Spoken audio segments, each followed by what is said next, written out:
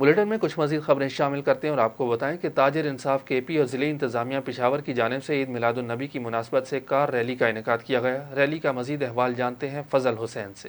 تاجر انصاف خیبر پختونخوا اور ضلع انتظامیہ کی طرف سے 12 ربیع الاول کے موقع پر کار ریلی کا اہتمام کیا گیا، جس کی قیادت تاجر انصاف خیبر پختونخوا کے صدر شاہد خان نے کی۔ اس کے علاوہ متحدہ پراپرٹی ڈیلرز، تاجروں اور عوام نے بھی کثیر تعداد میں شرکت کی۔ ریلی اشنقری سے لے کر حیدرآباد تک گئی۔ تمام گاڑیوں کو خوبصورتی سے سجایا بھی گیا تھا۔ ہماری تاجر انصاف کے پلیٹ فارم سے یہ ریلی نکالا گیا ہے جو کہ عید میلاد النبی تھا، اور الحمدللہ ہم نے تاجر برادری جیسے 14 اگست یوم دفاع ہم مناتے ہیں، تو انشاءاللہ اس سال ہم نے یہ جوش اور خروش سے منایا، اور اس میں پورا تاجر برادری نے شرکت کیا۔ سینکڑوں کی گاڑی آپ کے سامنے تھا، تو الحمدللہ یہ ہر سال ہم منائیں گے ہم حیات جتنے بھی ہماری انشاءاللہ زندگی ہوگا تو ہم یہ منائیں گے، یہ دن یہ نہیں بولیں گا۔